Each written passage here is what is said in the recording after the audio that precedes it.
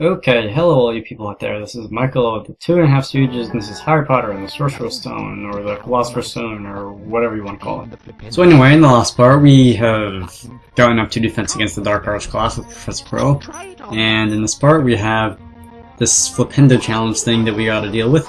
So, alright, so we learned our first spell. We can use this to push stuff out of the way, like this barrel here, or blocks, or interact with buttons on the wall and stuff. We'll get to that when we get there.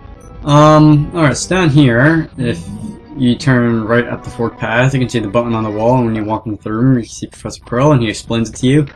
I don't really think it needed explaining personally, but he'll do it anyway, so when you just, wave your wand at that and cast Flipendo, stuff will happen. This cauldron, when you wave your wand at it and, cast Flipendo, stuff will happen. You'll, like, get beans and stuff out of it. I think in this game you can't get, chocolate frogs, but in other games with Flipendo you can, so, when you hit the cauldrons, rather. Yeah, I'm not sure about that. I'll probably think about going and looking that up later, but I'm not bothered because it's really not that important.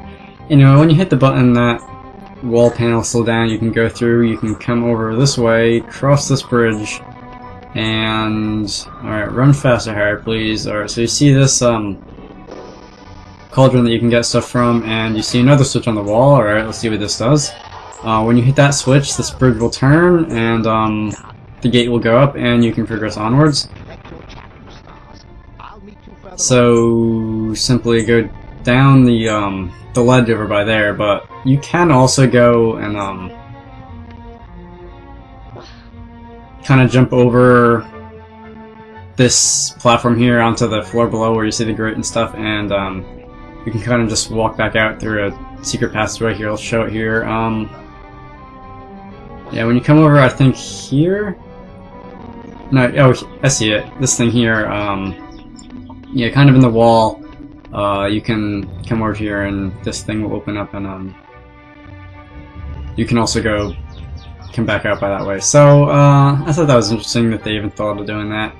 I guess they had to. If you accidentally fall down there, then you're gonna have to find a way to get back up. Or they could have just made it a bottomless pit and, like, kill you, but that's a little bit unforgiving for this early in the game. So anyway, Nearly Headless Nick, he's telling us about these save game books, which are where you get to save in the Harry Potter games. First three, anyway. I'm pretty sure there aren't any in 4, 5, 6, and 7 the games, but whatever. So, Nick, we get the idea.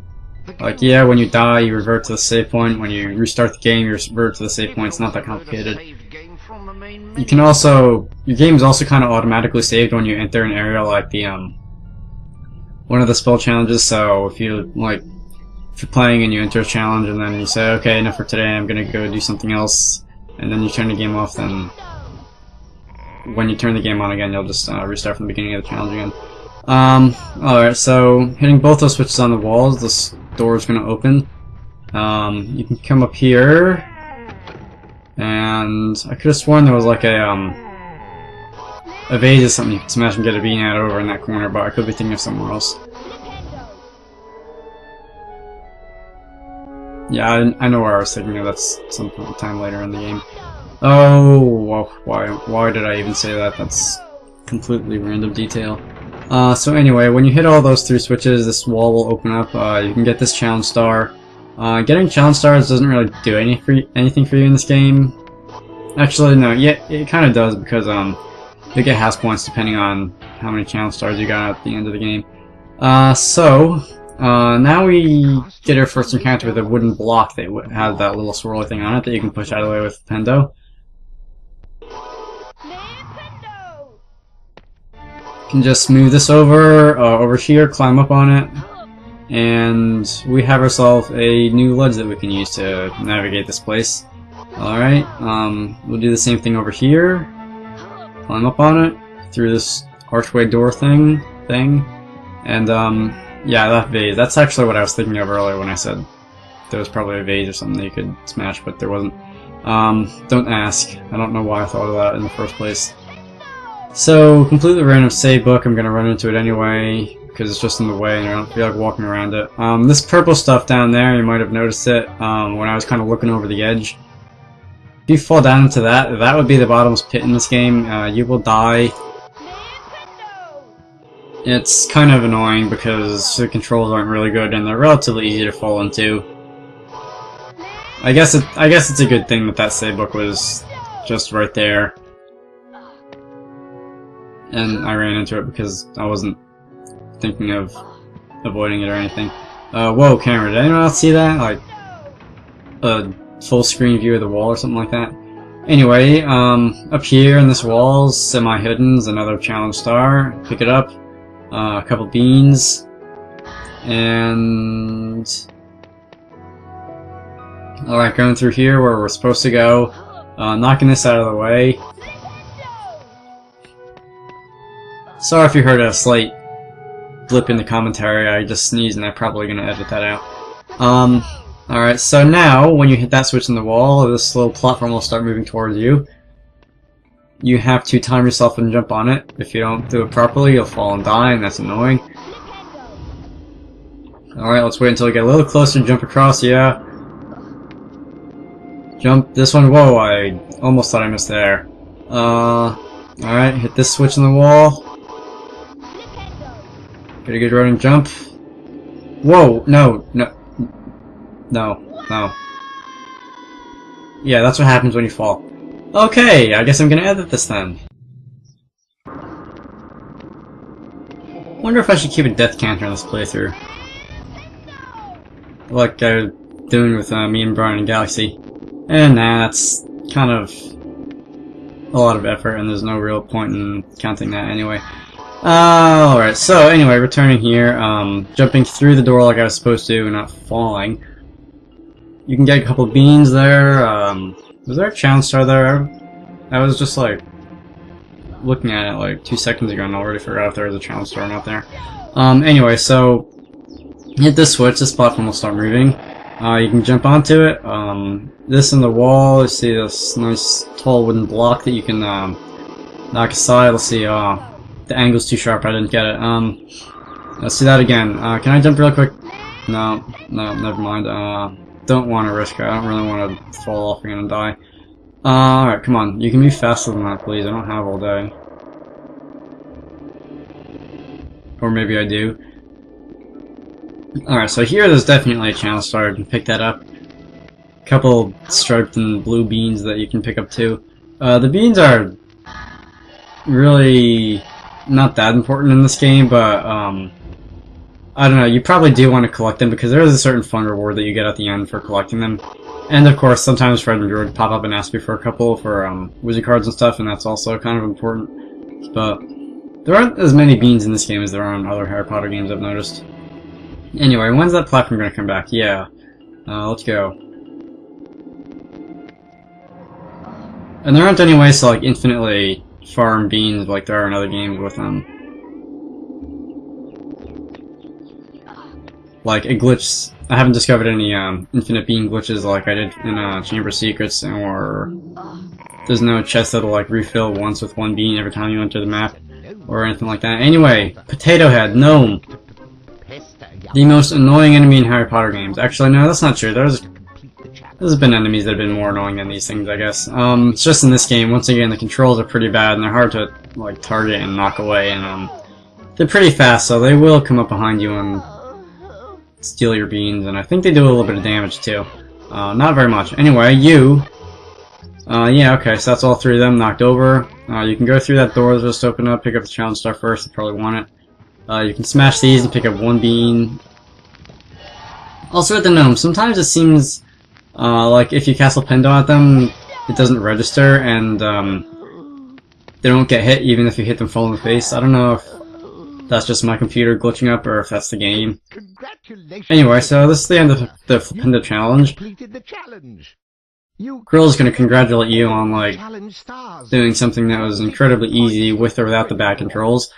And alright, so where are we going next? Broomstick practice. Did I spoil that? I wasn't reading the dialogue, it's kinda like... I'm sitting kinda far away, I can't see it that well. Anyway... Yeah, flying lessons with Madam Hooch. Alright. He's broken into Gringotts now? Okay, so... that's totally an irrelevant detail for the story. Because, like, they would have brought that up if it wasn't important or anything. Anyway, Madam Hooch.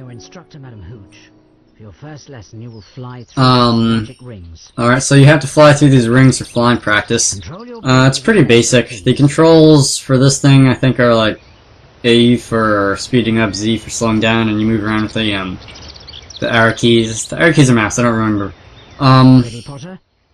Yeah, this might take me a little bit of time to get used to. Let's have a look at this control thing, actually. So... Okay, is invert broom controls on? No. It's probably good. I don't really like the inverted controls, like, what was it, the wing cap in Mario 64?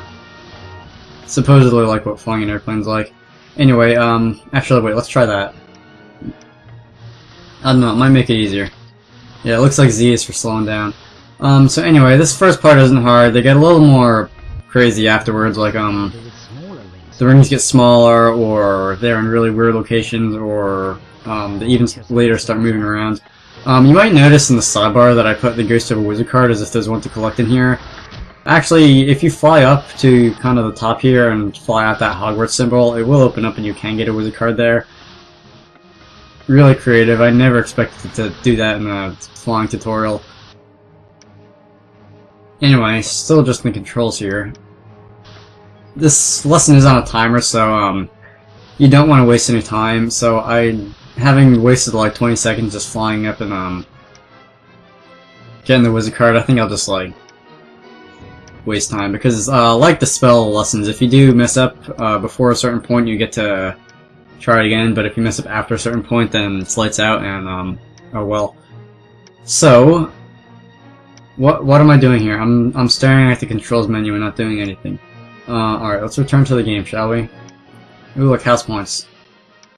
Yeah, let's just go and goof around up here. Might as well cut this out. There's nothing better to do. And I don't feel like ad-libbing for like 30 seconds. Probably more than that.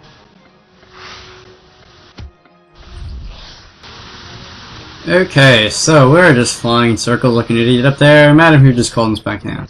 Alright, so yeah, that didn't go as well as I'm sure you hoped it would.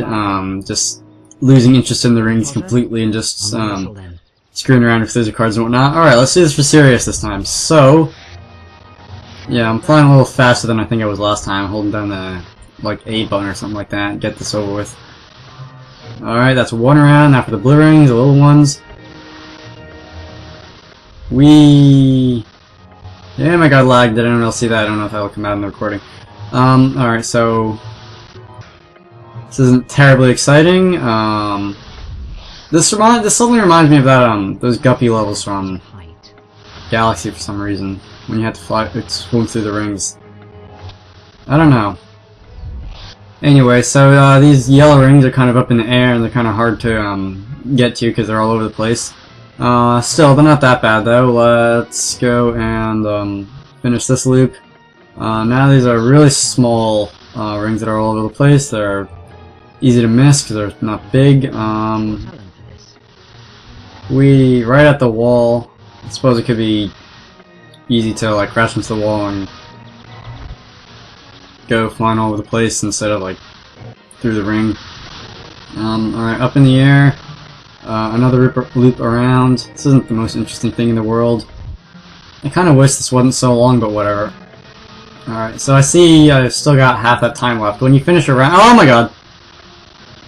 Alright, as I was saying, when you finish a round of rings, like a set of colors, then you do get a little extra time, you get like 10 extra seconds, so that's always good. Alright, so the last round, the red moving ones. Okay, these can be annoying. I think that they move fast enough that there's a good chance that you hit them if you just fly through the general vicinity of them, because I think you get credit for hitting them if they pass through you when they're moving and you're moving, so that's not too bad. Anyway, I think the challenge is more like— oh! I said that and I immediately screwed up. I think the challenge is more like the size than anything else. Alright, so now I missed 2 rings. I'm kind of losing time here. I don't want to do this. You'll still get a bunch of house points if you manage to, yeah, barely got that right. If you still manage to, get to the round with the red ring, so I'm not worried too much about that, and yeah, I don't think I'm gonna get that. Alright, oh well. So, 15 points for Gryffindor. You can actually go back for Gryffindor. at the game's main menu, like before you hit load game, and you can redo this flying lesson thing. It's kind of fun. You can also just play random Quidditch matches there At any time. You will find the option on the main menu. when you get to that point in the game and unlock it. Anyway, so where are we going now? Now, good day. Charms class, alright. So I think that's it for this part of the Harry Potter and the Sorcerer's Stone playthrough. I almost called it Chamber Secrets. So I hope you all enjoyed that. Join me in the next part, where I'll be doing Charms class and some other stuff. So rate, comment, subscribe, watch some other videos I have uploaded, and see you later.